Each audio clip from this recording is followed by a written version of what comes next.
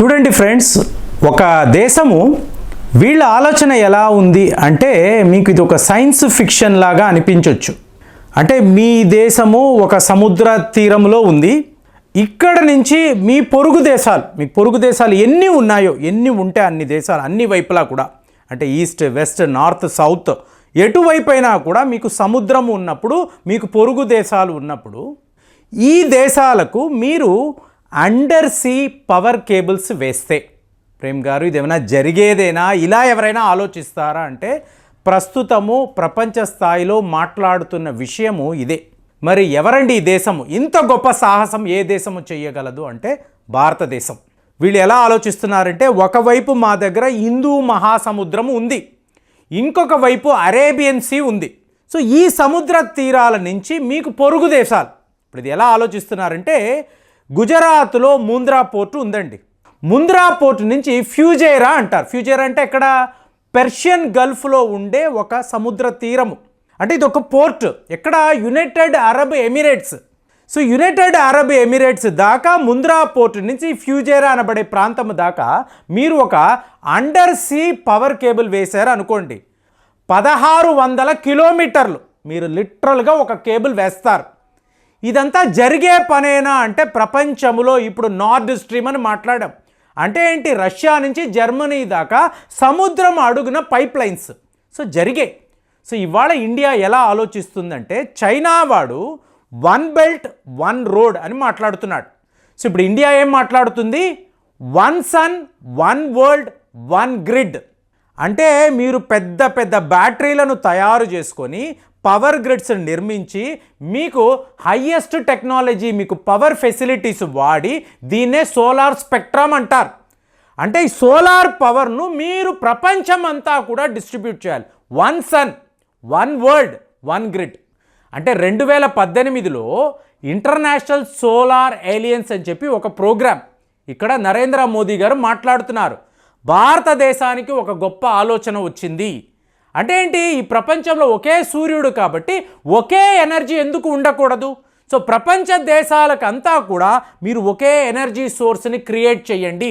ఇమీడియట్గా ఫ్రాన్స్ వైపు నుంచి అద్భుతము మనం చేద్దాము అని చెప్పి వాళ్ళు చెప్పారు. సో ఈరోజు ఇండియా, ఫ్రాన్స్ కలిసి 2018లో ఈ ఐడియా వచ్చింది, మనకు ఈ ఐడియా వచ్చింది. 2020లో మీకు డీటెయిల్డ్ ప్రాజెక్టు రిపోర్ట్ దీనిని తయారు చేసి దీని యొక్క మోడస్ ఆపరెండి అంటే ఏ విధంగా దీన్ని మనం ముందుకు తీసుకువెళ్ళాలి, ఏ దేశాలను కనెక్ట్ చేయాలి. ఇప్పుడు చూడండి, ఫార్ ఈస్ట్ అంటాం. ఫార్ ఈస్ట్ అన్నప్పుడు ఇమీడియట్గా మయన్మార్, లావోస్, థాయిలాండ్, వియత్నాం ఇలాంటి దేశాలు. అలాగే ఫార్ వెస్ట్ అన్నారు అనుకోండి, ఇమీడియట్గా ఇప్పుడు ఈ మిడిల్ ఈస్ట్ దేశాలు, ఆఫ్రికా దేశాలు. ఇక యూరోప్ యూనియన్ వాళ్ళంతా ఎంత కీన్గా అబ్జర్వ్ చేస్తున్నారంటే, భారతదేశము ఒకవేళ ఇలాంటి ఒక ఇనిషియేటివ్ మొదలు పెడితే ముందు మేమే ఉంటాము. ఎందుకండి? ఇవాళ రష్యా యుక్రెయిన్ యుద్ధములో ఈ ఎనర్జీ క్రైసిస్ అనేది ఒక మేజర్ ఇష్యూ అండి. యూరోప్లో ఎన్నో దేశాలకు మీకు పవర్ లేదు, ఎనర్జీ లేదు. అలాంటిది ఇవాళ ఇండియా ఏం మాట్లాడుతుంది? నేను నీ దాకా కూడా ఈ సోలార్ పవర్ను కనెక్ట్ చేయగలను, సప్లై చేయగలను, అంటే ఎక్స్పోర్ట్స్ చేయగలను అన్నప్పుడు వాళ్ళకి ఇది ఒక వరంలా ఉంటుంది కదా. ఆఫ్రికాలో ఎన్నో దేశాలకు ఇవాళ కూడా కరెంట్ లేదండి, పవర్ లేదు. సో అలాంటి దేశాలు ఎక్కడ? ఇండియన్ ఓషన్, హిందూ మహాసముద్రం. కాబట్టి మనము హిందూ మహాసముద్రము ద్వారా ఈ దేశాలనంతా కూడా కలపగలమని ఒక బృహత్తరమైన ఆలోచన, ఒక కార్యక్రమము. దీనికి ఇవాళ ఎగ్జాక్ట్లీ ప్రతి ఒక్క దేశము కూడా ఎస్ వీఆర్ డూయింగ్ అంటే మొన్నటికి మొన్న యునైటెడ్ అరబ్ ఎమిరేట్స్ వాళ్ళు ఈ అగ్రిమెంట్లో ఆల్మోస్ట్ ఫైనల్ స్టేజెస్లో ఉన్నారు.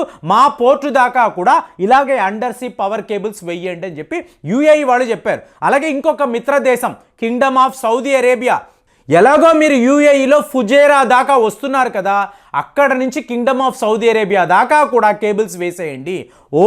ఓమాన్ తీసుకున్నారంటే 1200 కిలోమీటర్స్ వాళ్ళు కూడా సిద్ధపడిపోయారు. అంటే ఏంటి? మిడిల్ ఈస్ట్లో ఉండే దేశాలంతా కూడా ఈ సోలార్ పవర్ మాకు కావాలి, మీరు ఇలాగ అండర్ సీ మార్గంలో మాకు ఇలాగ సప్లై ఇవ్వండి, ఎక్స్పోర్ట్స్ చేయండి అని చెప్పి వీళ్ళందరూ రెడీ అయిపోయారు.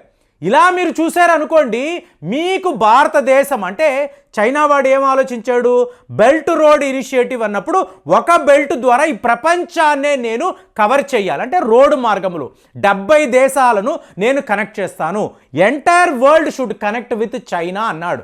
ఏంటి 70 దేశాలు రోడ్డు మార్గము. ఇవాళ ఇండియా ఏం మాట్లాడుతుంది, సముద్ర మార్గములో ఈ ప్రపంచాన్ని ఇండియాతో కలుపుతాము.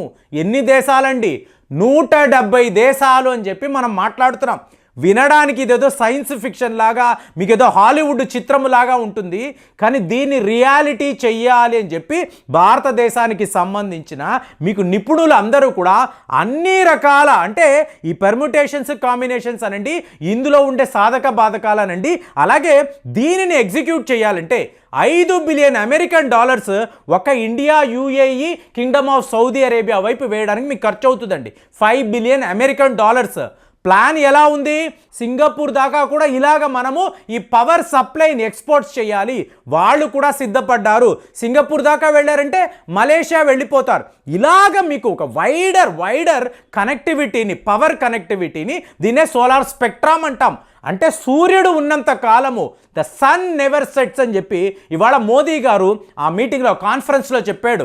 ఎలాగా ఇండియాలో మీకు ఈ సూర్యుడు అనేవాడు అస్తమిస్తే మీకు ప్రపంచంలో ఇంకొక వైపు మన పవర్ సప్లై అనేది అక్కడ సూర్యుడు లాగా సోలార్ పవర్ అనేది వెలుగుతూ ఉంటుందంటే ఎంత గొప్ప ఆలోచన చూడండి. సో ఇండియా ఒక అడ్వాన్స్డ్ టెక్నాలజీ వైపు, అడ్వాన్స్డ్ మీకు సీ రూట్ వైపు, అంటే అండర్ సీ పవర్ కేబుల్స్ అనేవి మీకు ఇంతంత దూరాలు, ఇన్ని దేశాలను కలపడం అనేది ఇంతకుముందు ఎవరో ఆలోచించలేదండి.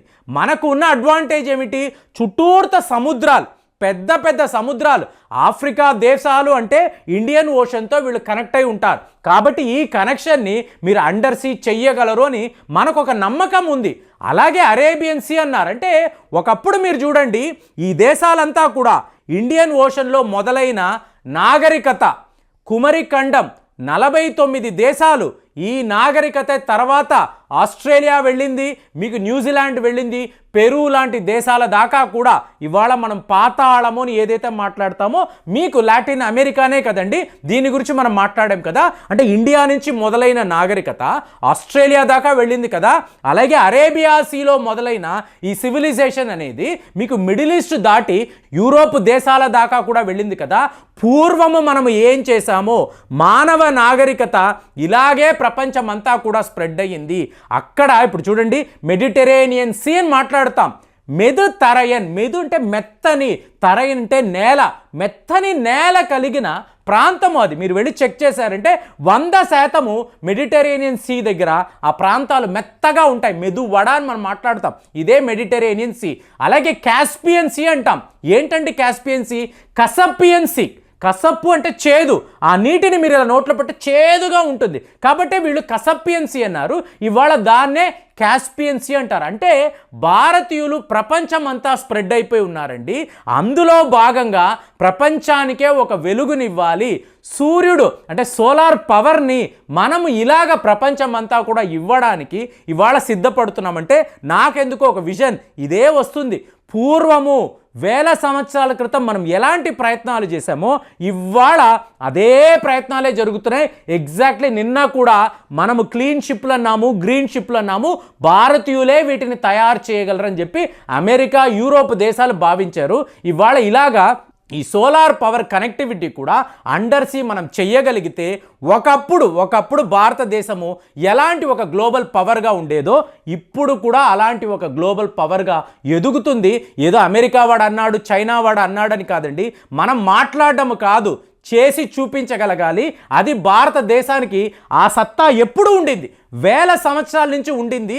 ప్రపంచమంతా కూడా మనం వ్యాపారం చేయగలిగాము, వాళ్ళకి ఆయుధాలు ఇవ్వగలిగాము, ఒక గ్లోబల్ పవర్గా ఉండేవాళ్ళం. ఇవాళ కూడా అదే స్టేటస్ను పొందడానికి మనం ప్రయత్నాలు మొదలు పెట్టామంటే ఇది ఒక ఎక్స్ట్రాడినరీ అయిన ఒక విషయం అండి. మరి దీని గురించి మీరేం ఆలోచిస్తున్నారు? మనం చేసి చూపించగలమా?